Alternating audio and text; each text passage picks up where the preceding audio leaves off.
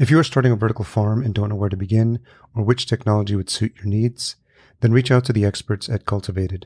As indoor farm brokers, they help connect you to the right technology and ensure your project is successful. Best of all, their service is free because they work on behalf of their partners. Visit cultivatd.com to learn more. And that's spelled cultivatd.com, or click the link in the show notes. Do you have a building? Do you have funding? What scale do you want to start at? What market are you trying to serve? What crops in your area are commanding a price? And then we can just give them some tips that some people kind of overlook, where usually if you're starting a smaller farm, you want to try monocropping instead of diving into a bunch of different things, and just something that they haven't thought of in the past. Welcome to the Vertical Farming Podcast, weekly conversations with fascinating CEOs, founders, and AgTech visionaries. Join us every week as we dive deep into the world of vertical farming with your host, Harry Duran. Vertical Farming Podcast, Season 4, welcome back.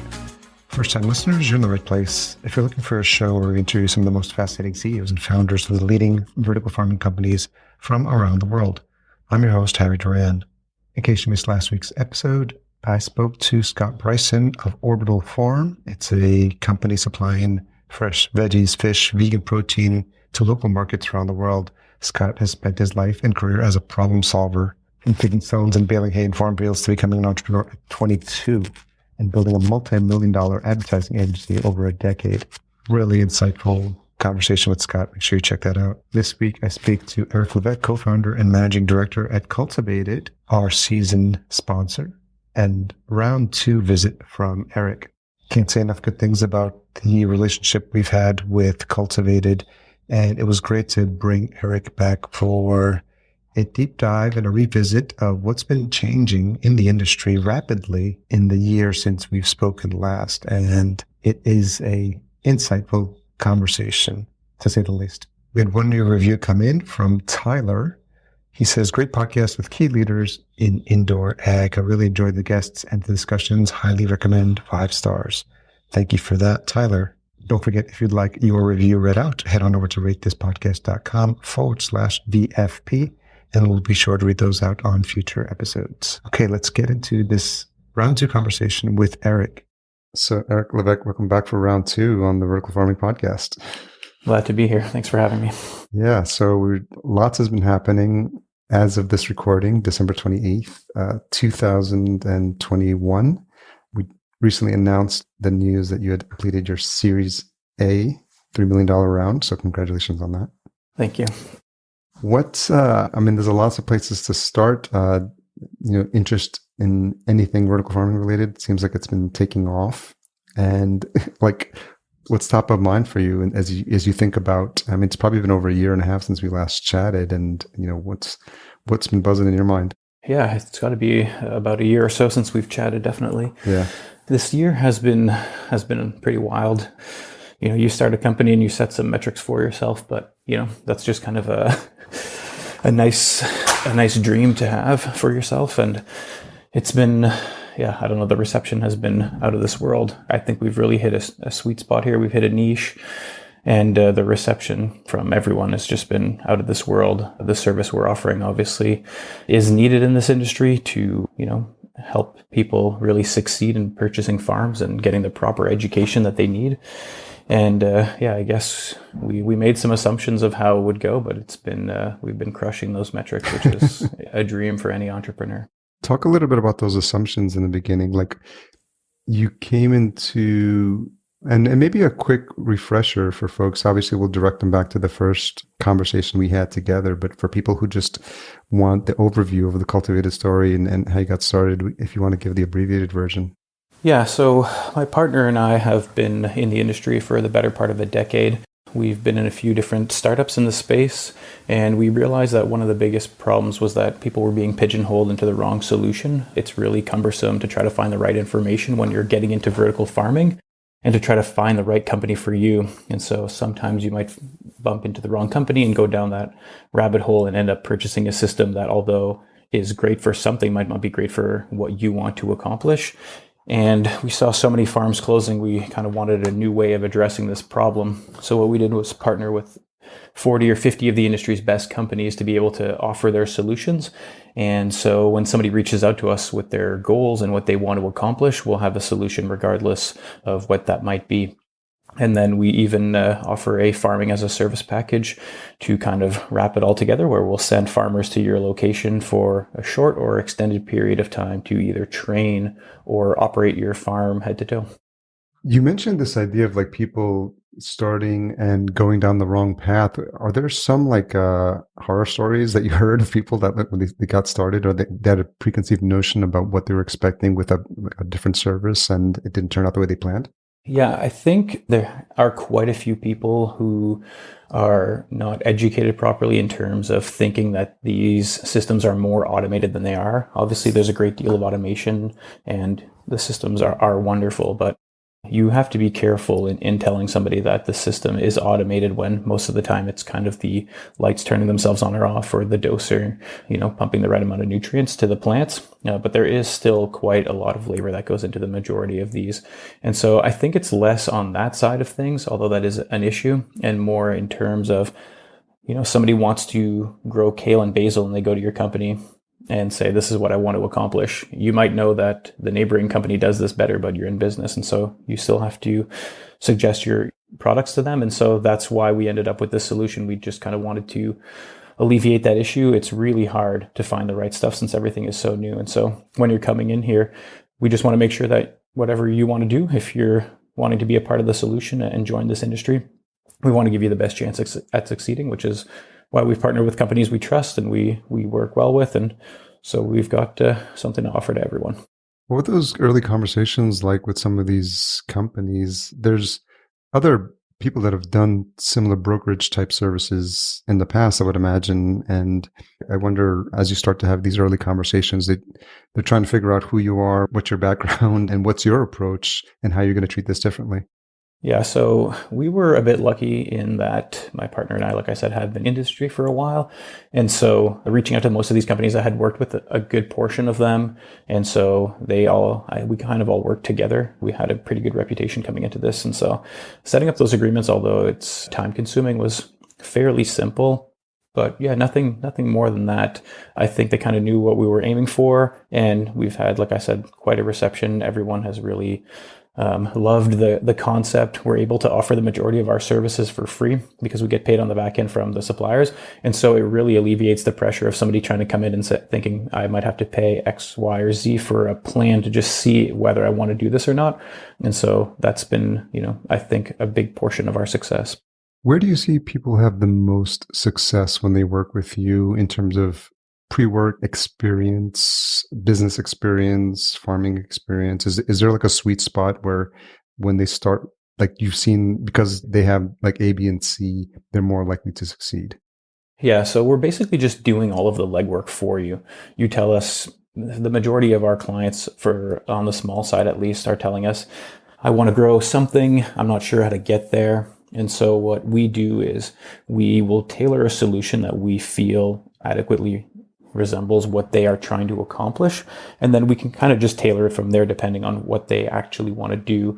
Do you have a building? Do you have funding? What scale do you want to start at? What market are you trying to serve? What crops in your area are commanding a price? And then we can just give them some tips that some people kind of overlook, where usually if you're starting a smaller farm, you want to try monocropping instead of diving into a bunch of different things, and just some things that they haven't thought of in the past. But we help with business planning. We help with marketing, market analysis, research, all of these things. So we're really taking out all of the legwork and giving you basically a finalized business plan with a number at the end that says, hey, if you want to move forward, this is it.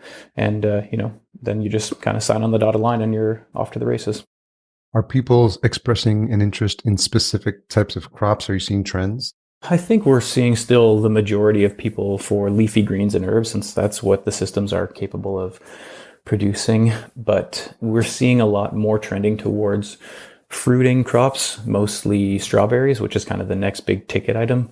And so a few companies are kind of pushing their tech to see what they can accomplish in terms of that. But I would assume that strawberries will be the next frontier for us. I had a really good conversation with Hiroki from Oishi. It was fascinating to understand how how important the varieties are. It's almost like wine in France, right? That each region in Japan had like different strawberries, and I guess because of, obviously because of the size, it's something that people have trended towards as the next crop that's of interest to them. Yeah, certainly. I think there's a really good margin there. And because the crop is so hard to get your hands on in specific parts of the world, because it's only grown in some very small portions, yeah, it can definitely be a little bit tricky to get your hands on them. So being able to offer a solution that grows this 365 days a year, regardless of where you're located, makes that product even more premium. How much of this is a learning process for you, or is this the part where you rely on the partners who have a specialty or expertise in certain crops? Yeah, so in the beginning, we certainly leaned on them a little bit more than we do now. We have been able to round out our team. We're about a dozen full-timers right now. And so everyone's kind of taking their crack at a few of the partners to make sure that we are specializing, but we do lean on them quite a bit still. Obviously, it's their technology, it's their experience, and we want to make sure we use the best version of that. But yeah, I'd say it's a good mix, but in the beginning, it was certainly quite a bit of leaning on them. So talk a little bit about how if any, the business model has changed since the last time we talked, and what your thoughts were about, if I was to have asked you back then what you thought it would look like a year and a half into the future, how different is that than what's actually happened? Yeah, so I think last time we spoke, we had assumed that we would be seeing smaller deal flow.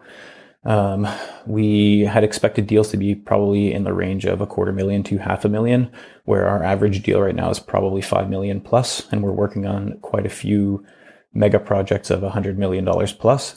And so, yeah, I guess that would be the biggest kind of shock to me, is that there are so many larger corporations who are looking at doing things at scale and that have realized this is the only answer for the time being. We have to adapt to this. We have to go indoors. We have to be part of the solution. And so they're looking at making change at a really high level on a big scale. And so it's pretty exciting for us. We're biting off maybe almost more than we can chew, but we're bringing on the right people to make sure that we don't have any issues with that. And so, yeah, we're really excited to see what 2022 brings. It feels like a strike while the iron is hot moment, right? In terms of like the interest in the space. I'm wondering if that's changed the mix of the partners you had. So I think the 30 companies that you started with, how has that changed? Has that grown? Have some companies left and others come on board? Yeah, we haven't any companies as of yet, I don't believe, but we have brought on quite a few larger partners, some of the bigger technology providers, to be able to satisfy the needs of some of these big clients who are looking at doing, operations where they're growing millions of pounds a year. We've also will be announcing in the new year a capital fund called Cultivatd Capital with our funding partner, who just closed our Series A with a minimum subscription of $50 million that we're hoping to oversubscribe by quite a bit so that we can help fund some of these larger scale projects that we really believe in as well. So really an A to Z solution here where we'll be able to fund the project, at least a portion, in equity financing, and then also select a technology and then help to operate the farms with our farming as a service package as well. How has that changed the things you thought you'd be focused on when you started? Yeah, I think any entrepreneur knows that at least in the beginning, you have to be a little bit agile with your business, since sometimes the model seems to pivot quite a bit. And that's definitely what we're seeing here. We were going to be focusing, on just smaller clients on a one-on-one basis. And now we've kind of segmented the company into 2 or 3 different portions where we'll have the smaller farmers who are looking to just start a little farm for their community. And then we've got the larger scale projects with bigger conglomerates. And then we've also got the farming as a service for all of these. We weren't thinking that the farming as a service would take off quite as much as it did, but it seems like almost everyone is wanting some level of oversight for their farm, at least in the beginning, to ensure its success. So that's a super exciting avenue. We've brought on some people specifically for that as well. So they're operating that side of the business, but everything's been flowing extremely well so far. Talk a little bit about how that's changed, or what you need to adjust as the founders, like, maybe the skill sets that you guys had in place and were thinking of hiring for. Has that changed at all in terms of, because of the scale at which you're growing now? Yeah, so the team members that we've brought on recently have actually kind of replaced the jobs that we thought we would be doing in the beginning so that we could focus on some of the bigger picture and the the larger projects that we have. We didn't anticipate so much return to travel. I've been on the go quite a bit, doing kind of the conference circuit and visiting with a lot of our partners and some of these bigger farms, which has kind of taken me out of my previous role, which was kind of in the business development and sales side of things. But we've brought on some really key people. Almost all of our staff comes from the industry as well, from different companies. So it's been a bit quicker to get them up to speed since they're coming with a good base of knowledge. How has that changed your management style? Or how have you had to like adjust in terms of like, learning or putting yourself in a position that is different than what you thought would be when you started? Yeah, I feel like ever since I got into this industry, it's been a million miles a minute. I've been kind of just thrown into the fire from day one, and it hasn't really slowed down. Yeah. I kind of always feel like I have a grasp on something, and then somebody throws me a brand new curveball of something new and gigantic and exciting that we can't turn away from. So yeah, it's definitely always evolving. I think we're still kind of finding our footing as a company, but this Series A certainly helps to kind of cement what we're looking to accomplish here. So. How have you had to grow as a person and as a leader?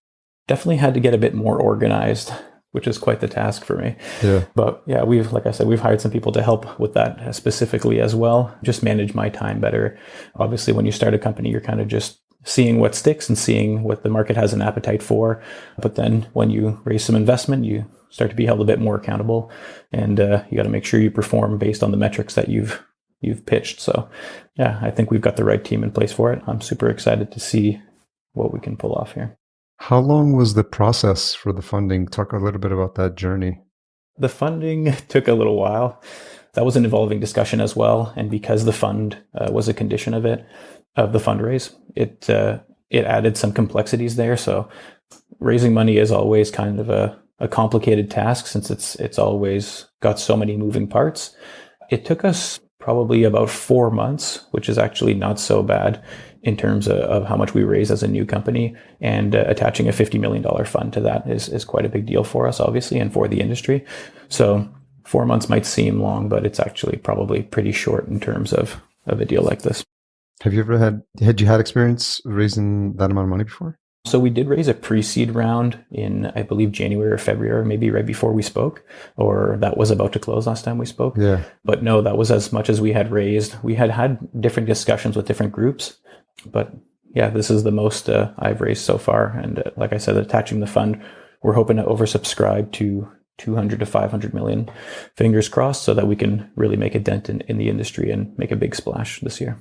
So when did the idea for including the fund as part of the raise come about? So our investor was really interested in owning some equity in some different farming projects and doing his own farming projects as well. And so he kind of came up with the idea of a fund with us, and we were kind of positioning it in a way that we could invest and get some equity from these farms that we're funding and launching and operating ourselves. And then we were kind of debating back and forth whether we should be investing in startups like ours who are leading the industry, or if we wanted to do farms solely. And I think for this first fund, we'll be looking at doing equity financing solely for farming projects, probably within $2 to $5 million range per deal. Okay. But these details are still being ironed out. The fund is closed, and we'll be announcing it probably the first week of January. But yeah. I imagine you have a lot of the experience from a due diligence perspective, because it's what you guys do. So is that what you're applying to thinking about which of these projects you guys want to actually invest in? Yeah, exactly. So we'll be managing the fund and picking which projects will be being chosen by our fund. One of the conditions is that they must be working with a brokerage, obviously. And there will probably be some form of farming as a service contracts, unless you have a team in place that we feel is capable of operating it without our help. But yeah, there are a few conditions we haven't fully ironed out. We've identified enough deals for nearly the first set of 50 million that will come into the fund already. We've been having chats with them. These conversations have been ongoing for a while, but we were just waiting to kind of dot the I's and cross the T's before we announce it to the public, which should be, I believe, the first week of January, as mentioned. Yeah, so it coincide nicely with the release of this episode. What's been the reaction or the interest? were you surprised by that as well? Yeah, so the fund obviously has been super exciting for us. We know that launching that is going to get a lot of attention. Everyone that we've spoken to about it now that it is kind of closed has been extremely excited. Everyone has projects they want to bring to us. Obviously, that's why we're hoping to oversubscribe the fund. There is, one of the biggest issues for funds is that usually there's not enough projects for it and you're always searching for something. In this industry, it seems to be the complete opposite, where we have too many projects that need funding and too many great businessmen with good ideas who are in great locations. And so we have to be really selective in which companies we work with and which projects we take on. But that's kind of an exciting part, and obviously a pretty good thing when you have too much business to take care of. How do you think about the mix of crops or technologies, or are you trying to make sure that that's balanced out as well? No, not specifically. I think it'll end up being that way, but I don't think we really have a focus on that. We're really looking for projects that make sense. Some locations make more sense than others, and some technologies in certain places make more sense.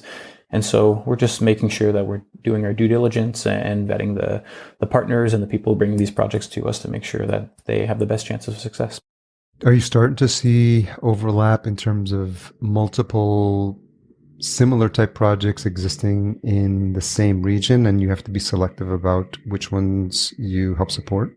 Not yet. We obviously don't want to create competition for people that we work with. That's definitely not what we're here for.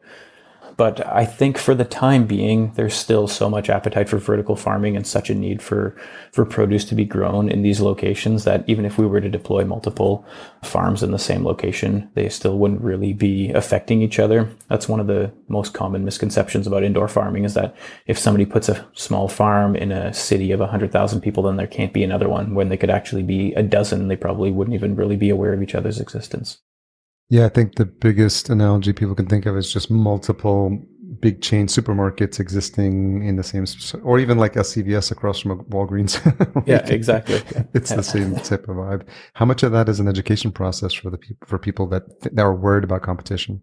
So most people will bring that up. It's been, I wouldn't say an issue, but people usually will ask for some form of exclusivity. We kind of have to comfort them and tell them that it's really not needed.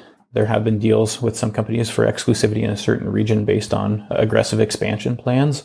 But that has been one of the things that people have been a bit concerned about, which seems to be pretty simple once we show them the metrics and the market analysis that we've done and the appetite for how much it really needs to be grown in a city of that size, and then how much they're growing. They see that they're, maybe growing 0.5% of what is being consumed in the city. It makes them feel a little bit better.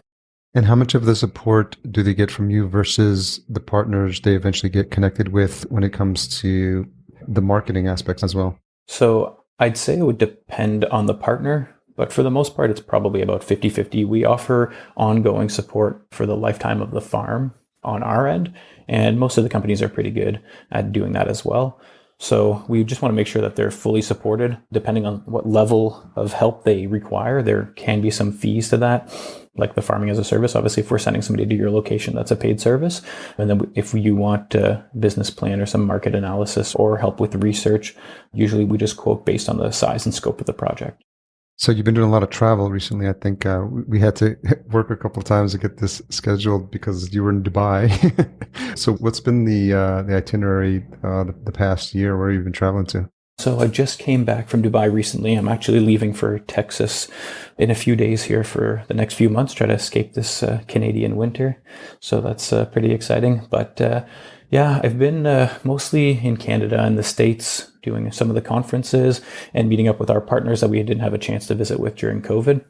But we are looking to expand right now. We have some really big projects, 1 or 2 in Texas, 1 in Perth, Australia, and a handful in Dubai. And we're looking at opening offices there, which was part of this funding round as well. So you should see some pretty extensive and aggressive expansion plans from Cultivatd this year. Can you talk a little bit about the sort of the environment there, not the physical environment, but actually like the vertical farming, like space, like when you go to places like Perth, when you go to Dubai? Talk a little bit about what you're seeing and hearing on the ground there. Yeah, so this was my 4th time in the UAE, I believe. And the last few times there definitely was an appetite for it. But I think the general consumer was not ready to pay a premium price for a premium product, which seems to be coming around now. When we got into this industry a handful of years ago, everyone I would talk to about what I was doing had no idea and had never heard of it. And that seems to be happening a bit less and less. And people are starting to understand that this really is the only solution that we have for the time being. And so that if we don't adapt now, we're going to be left holding the bag, so to speak, in a few years from now. And the UAE seems to really be coming around. The government is pouring hundreds of millions of dollars of funding into projects like this. And I think more and more people are just paying attention and realizing that this needs to be done. So from my dealings there, it just makes sense for us to have an office and maybe a small staff on site. Obviously, it's a lot easier to do business face to face and makes things a bit more comfortable. And so we're hoping to have an office in all three of those locations before the year's end. What type of farms? Is it the same mix like what you would see here in the States? Everything from container farms to, obviously the big box spaces. Are you seeing that same mix in places like Dubai and Perth? So we're actually seeing kind of a mix of what we're calling a hybrid farm, where there'll be some container aspect and some warehouse aspect and some greenhouse aspect as well. Not all of them being copy-paste versions of each other, but some environments like Dubai are a little bit better for greenhouses just based on the weather out there and the lack of water and some other issues. But we're really seeing a mixture of people want to grow different crops, and they're realizing that not every crop can be grown as well in every system. And so they're really doing a mix to alleviate that and to make sure that they're able to grow some berries with some fruits, maybe some vine crops, and just to kind of diversify the portfolio. What's the mix look like when it comes to thinking about things like access to power? Obviously, that's going to be very important, for the running of these farms, and that's different, from actually, when you mentioned Texas, they just had the complete issues with their power last winter. Do different regions have different challenges when it comes to things like that? Yeah, so the biggest challenge for a lot of the regions is water scarcity, which is one of the biggest problems that indoor farming addresses. And for power, we've actually been seeing more and more projects where we have a microgrid partner that we're working with now that would be installing microgrids in some of these locations, especially on tropical islands where the power is extremely unreliable and you might be without power for 48 hours at a time, once a week. They have gigantic backup generators there, but that's obviously not the best possible solution for projects like this, where you can't really have any downtime and generators can only do so much. So we're looking more and more into installing microgrids specifically for these larger scale projects, especially the ones that are upwards of 10, 20 million. And is that relationship that you had, or that factoring that into the equation, the idea of microgrids, is the first time you've had to think about that? We hadn't really thought about it so much until we had a large deal in the Caribbean on an island where, like I said, the power was shutting off once a week, at least for 24 hours. And so installing a system like this that would grow millions of pounds of food is going to require quite a bit of power. It's going to need to be very sturdy and very robust and make sure that it addresses those problems, which is how we kind of got connected with a microgrid partner and started going down the line of, hey, if we wanted to install these in locations X, Y, and Z, what would that look like? And what's that add to the CapEx, but then remove from the OpEx later on? And so this is going to be a partner you're going to be working with going forward? We have more than one partner we've spoken to, but there is one that we've identified that I think we'll be moving forward with on the majority of these projects. And then that situation that you saw with Dubai, do you see the same things? Because you mentioned Perth as well as, and I remember from the announcement that it's one of the key locations you're focused on. Yeah, I think it's less of an issue in some other locations like that, but there are still quite a few places. We have a deal that we're working with in Lagos right now that has absolutely no power and has these same issues. So tackling these water and power issues is going to be a big proponent of installing some of these larger farms in areas that really need it. Are you running into any regulation issues or government related like hiccups? So far, not so much, although that's not my forte. We do have people that kind of handle that portion for us. But no, less than you would imagine. So, I mean, I imagine to the extent that you're providing the access to food that's previously been, not available. I don't know that imagine to some extent welcoming you with opening arms, but also trying to make sure that you have all the resources at your disposal to make sure that the project is a success. Yeah, absolutely.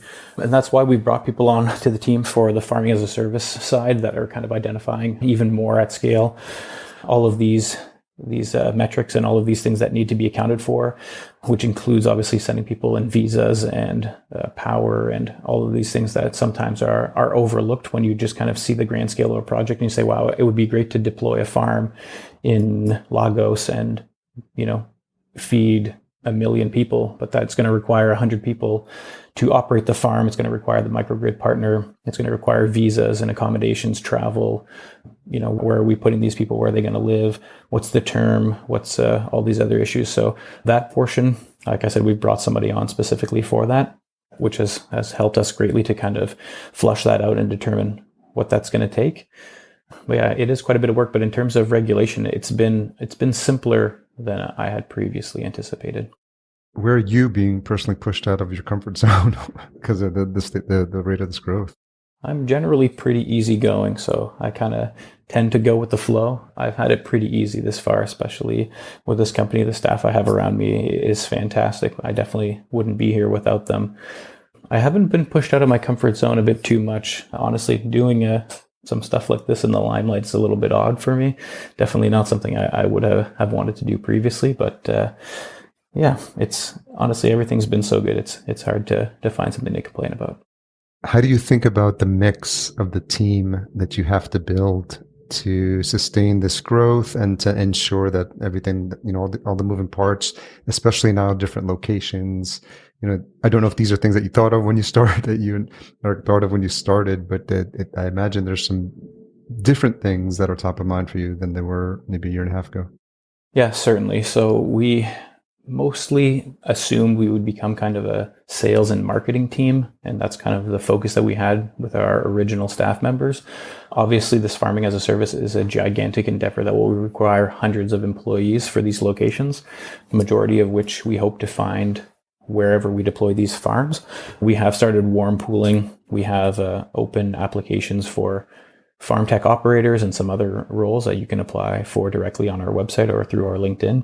But we will have to find, like I said, 100 or so people for these deployments, which has been the biggest pivot for us. There aren't a ton of people who have a handful of experience farming indoors. And even though farming outdoors does translate quite well, there is still quite a learning curve that we're looking to bridge the gap with. And so we have a handful of farmers that we have on our staff who have some experience, and we've been sending them around the world to our partners to work with them so that they learn their technology better, so that they'll be able to transfer that knowledge onto these new employees. But I would say that that's definitely been the biggest challenge thus far, is just finding more operators who are willing to move to different portions of the world and operate these farms. It feels like there's a moment where the awareness is just continues to increase, and we're on season 4 of the show, and it feels like when you think you might be hitting a plateau, it's just like new companies coming up and new people going to specific niche industries within vertical farming as well. Are you seeing anything new in terms of technologies or companies that are moving into the space? There's definitely never a lack of companies coming into the space, but that makes it super exciting. We're bumping into new partners, new innovations. We're seeing a lot more on the smaller side of things, on the hobbyist side, just somebody who wants to go kind of off-grid in their home with some little devices or little machines that you could have in your kitchen, and then some larger scale ones for restaurant use and hotel use, which are really cool. I think in the beginning, those were kind of piecemealed a bit and just kind of an idea, but these new iterations that we're seeing from these companies, like fully automated with an application on your phone that allows you to run it, and that tells you when it's going to run out of nutrients or if your plants aren't getting enough X, Y, and Z, is super cool. It's really taken all of the grunt work out of it. And so you can have one of these systems in your home growing all the herbs and lettuces that you could ever want. And it's kind of at the touch of a button, it turns itself on and off and tells you, 12 hours or 24 hours before you're going to have any issues to ensure that it runs properly. So that part's been pretty cool. Any of them that you've been able to test in your own home? Yeah, quite a few actually. Most of our partners who have those smaller scale models have sent us some for testing. So some that we work with, like Growbo or Just Vertical, that have some pretty cool products. We've got one in our office growing some lettuce and some basil in there. But yeah, the phone applications has been kind of the coolest portion for me. It's nice to see it really coming together and it really working instead of the first iterations where they were kind of just figuring it out. Is there anything that you hadn't mentioned in terms of technologies that has you excited, that you've seen, even if it's some of it could be, I'm sure, cutting edge or bleeding edge right now? Yeah, we're seeing more automation. Definitely some of the larger scale partners, like you said, we had to reach out to some larger scale partners to satisfy some of these larger scale projects, and those come with quite a degree of automation. It's pretty exciting and cool to see some of these farms at scale and what they're capable of producing because of that level of automation, where you're doing most of the hands-on portion, either planting or harvesting, but the rest is kind of done for you. Yeah, there's some really cool containerized solution. And we've seen a push too for containers being put indoors, but I can't think of anything off the top of my head right now, but there has been some really cool things on the mega farming scale. How would you define a mega farm? Maybe something over 25,000 square feet of growing space. Okay. And are you seeing more of those now than when we last chatted? Yeah, absolutely. I mean, I thought that projects like that would be kind of a one-off for us, and it seems like that's kind of becoming our bread and butter. We have all of these larger conglomerates reaching out to us and asking for advice. They know that this is the next step for them, and they're not sure where to start. And so the education that we offer is exactly what they need to move forward on a project. And now that we've been able to secure these partnerships with these big players, it just makes our lives easier and makes theirs easier. So exciting to see where that goes. How much of the conversations when these conglomerates come into the space is about you educating them on what the space is and what the potential is? Or do they have preconceived notions where you have to sort of manage expectations for them? It's been a mix of both. Some of these companies, you can tell, have done their homework a little bit more and they're ready to dive in, and they already have some idea of where they want to end up or who they'd like to work with. And they're just kind of looking for a confirmation that what they believe to be true is the way they should be thinking. And then we've had the other ones where they just kind of hop in and say, hey, everyone's making waves in this industry. I need to know what I'm missing here. And so those conversations are pretty fun because we get to kind of mold them from the beginning and really show them the power that indoor farming has. But yeah, it's exciting regardless of the project. Are some of them surprised by what the potential is when they come into the conversation and after being educated from you guys, like seeing what the potential is? Yeah, we get clients all the time who are shocked at the level of automation that can be achieved in some of these farms. I think they just kind of assumed it's a bunch of racks growing lettuce inside of a gigantic building. But when they see the lights turn themselves on and off and the dosing and robotic arms cleaning and moving plants and harvesting, I think a lot of people haven't realized the level of commitment that some of these companies are going through to really push this forward to ensure the future of the food chain. Are they looking to really make a name for themselves in the space, or are they happy to partner with folks that have had success and maybe something along the lines of a white label, or what type of mix are you seeing?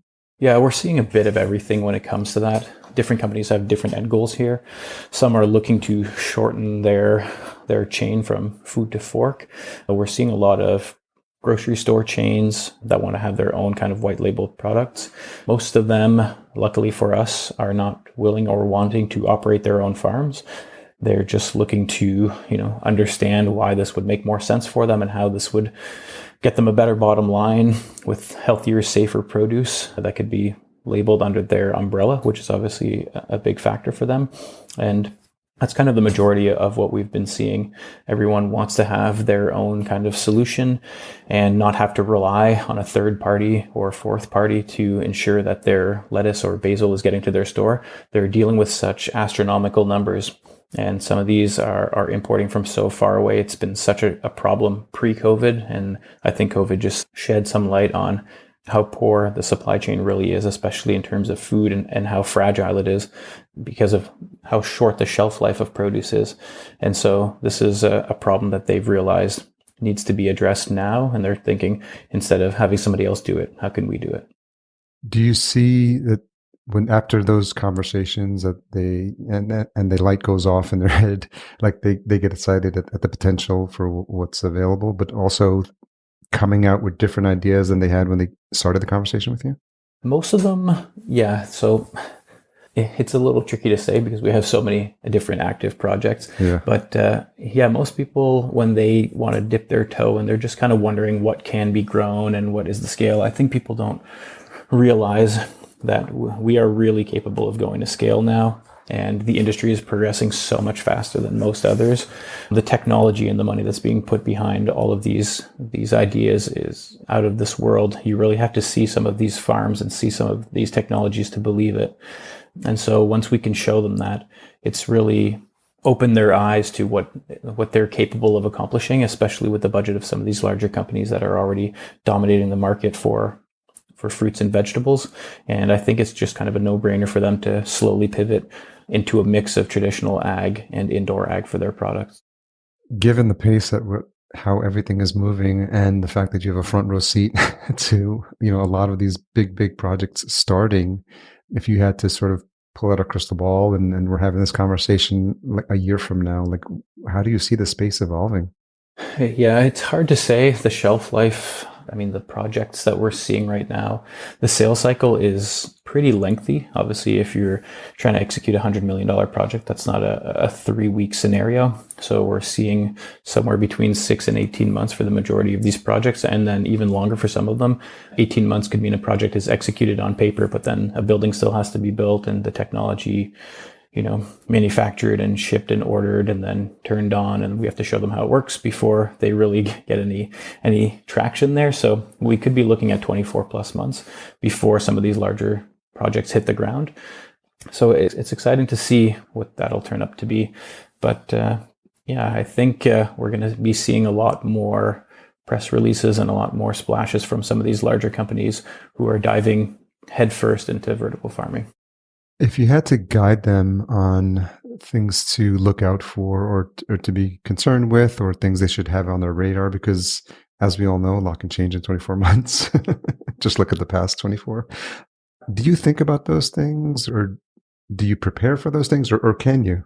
Yeah, so we prepare as best we can. I mean, the number one thing for vertical farming, I think, is still you just have to have your offtake agreements. You can't be purchasing a farm that grows hundreds or thousands of pounds of produce without having some plan to offload those.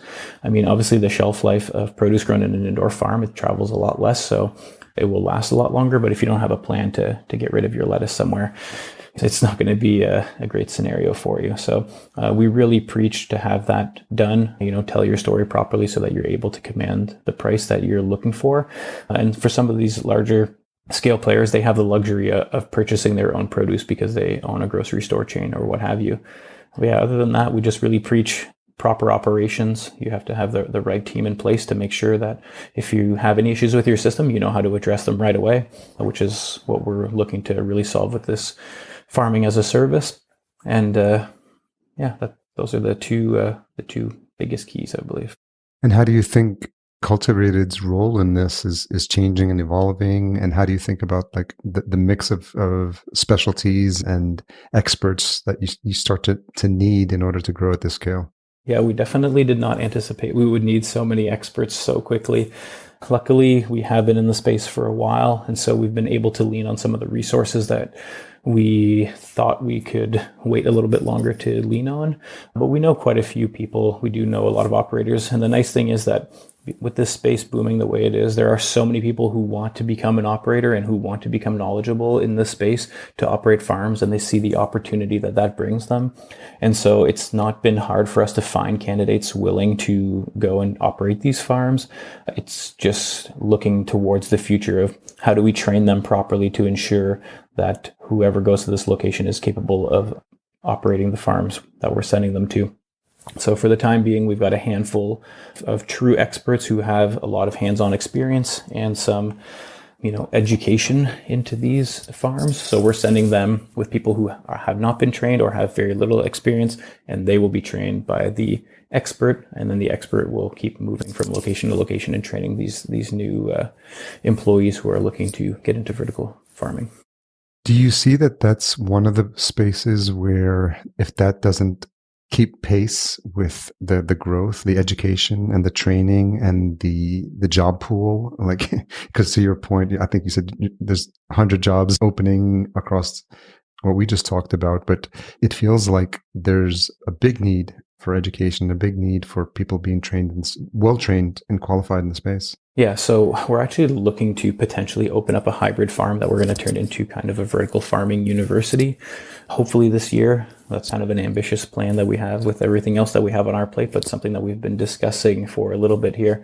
I think you're going to see more of that in the near future. It's definitely something that's needed. There is no lack of farming jobs that are going to be coming in 2022 and 2023, hundreds and hundreds. And that's just, on our side of things. So I can imagine how much all these other farming companies are going to need.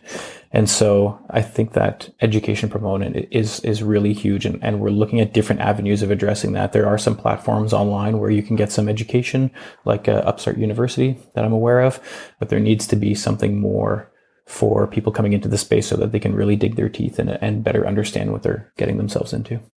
So with all the moving parts and the speed of the growth that Cultivatd is experiencing, what keeps you, motivated to keep going? Like, why do you, like, the short question is like, why do you do what you do? But like, what has you so excited about this space? Because obviously you have a passion for this and there's so many innovations happening in the space, but I'm wondering just you personally, like when you get up in the morning and you think about like what you have ahead of you, both in the work for that day, but just as you think about these long-term plans, these like 1 year, 2 year projects, like, what goes through your mind? Yeah, I think the most exciting opportunity is that we actually have the power to make a dent in this gigantic issue that the world is facing. It's kind of cool to have this opportunity where we can really address this. We can really make a difference. We can help people. We can grow food in places where food has never been accessible, and we can make a change for the better. Whereas, there's a lot of other jobs that I've had where I didn't have this feeling, and the staff I have around me is so great. And what we're building together is, that's what keeps me going. Everyone has drank the Kool-Aid, so to speak, and it's really awesome to see the team grow together. And we're really close knit, and everyone we bring on helps so greatly. And it's just exciting. We get to travel the world and make it a better place at the same time. So pretty good on all fronts. Have you found that family and friends have a better idea of what you do now? Because vertical farming is like hot and it's a hip thing to be involved in. I spoke to John Purcell at Unfold, I think last year, and his daughter was saying like, "Oh, Dad, you're cool now because you're into like vertical farming." Yeah, the last year, I'd say the last 12 months or so, people have really kind of, when I bring it up, they're like, "Oh, wow, I actually have heard of that. That's really cool. I can't believe that. I've never met somebody who's doing that." I think that's going to go away soon too, because more and more people are hopping into this industry. Kind of feels like the .com bubble right now. Yeah. Where are you sending folks to when they want to learn more about the industry, or do you want to kind of start to dip their toes in the water? So we're developing our own materials. Just brought on a couple people for content writing, a new director of marketing and social media director. So we're trying to develop our own materials because we like to tailor that information to make sure that people are getting the right stuff if they want to dive headfirst. And then there's Upstart University. Agritecture has some great resources as well. And then there's some companies like Nelson and Pay that offer some aquaponics crash courses and stuff. So a little bit piecemeal here and there that we're trying to aggregate together. But you mentioned Agritecture. Is Henry in Dubai permanently? Henry Gordon Smith? Because I keep seeing his posts on social, and he's in Dubai. And I thought he got stuck there in COVID, and I think I don't know if he's there now. I spoke to him last week, and he was in Spain for the holidays, and I think he's going back to the UAE. Don't quote me on that. But yeah, he was there while we were there at the conference. He was the keynote speaker, I believe. Was that, you guys had chatted before? You met in person before? No, that was actually the first time I chatted with him. Okay. And what conferences do you have lined up for 2022? We've got about 30 or so identified already. So quite the circuit. So if anyone wants to chat, I'll be around. I'm going to try to make indoor icon in Vegas. Perfect. I will definitely be there. Yeah. So really exciting stuff. I'm glad came back to get us updated. It seems like it was moving at a breakneck speed when we chatted last, and it feels like the pace hasn't let up. And I'm super excited for what you guys are doing, because I feel like you hold a really important role in this space in terms of education. And with new industries like this, or growing industries like this, I think there's a lot of room for people getting the wrong information or starting off on the wrong foot. And I think what Cultivatd is doing is a really invaluable resource for this industry, because I think the more people have success, the more they can tell these stories. And for people that are new to the industry, they can see that the potential, because if people were having not a good experience with their first farm, they would tell that story to family and friends, like, oh no, don't do it. I tried it, didn't work out. But I think so this hand holding that you're providing, I think, is extremely valuable. Yeah, definitely. We want to see farms operate and then expand instead of shut down. And then obviously that's going to have a ripple effect, like you said, when they're pitching that to other people in their network or friends or family. And so everyone who is entering the industry is being a part of the solution. Yeah. And so we want to make sure we're maximizing that. So any ask you have of the audience? Not specifically, but feel free to reach out to us for anything you need, whether it's just a question, just want to get your feet wet, you want to learn some more information, give us a shout. Okay, so we'll make sure we have links to the site Cultivatd on the show notes, and we'll have people keep an eye out there for some upcoming announcements. I'm sure there's stuff that's pending that's in the works as well, especially new partnerships and things of that nature. Yeah, absolutely. We'll be announcing quite a few things in the new year, so stay tuned. Well, I appreciate you taking the time to come back and sharing the new news with us, Eric. Perfect. Thank you. Thanks again to Cultivatd for being a fantastic sponsor. If you're looking into a vertical farm and don't know where to start or which technology would suit your needs, make sure you reach out to them today. The best part about it is that their service is free, and it's because they work on behalf of their partners. So head on over to cultivatd.com. Just leave off the last E. That's cultivatd.com. Fullcast production and marketing provided by Fullcast. Sign up for a free podcast brainstorm at fullcast.co/VFP15. Another reminder, if you're enjoying the show, please leave us a rating and a review at ratethispodcast.com/VFP. We'll be sure to read those out on future episodes. Until we meet again, here's to your health. Thanks for listening. To read the full show notes for this episode, which includes any links mentioned in the episode, as well as a full show transcription, visit verticalfarmingpodcast.com. There, you can sign up for our email list to be notified when new episodes are published.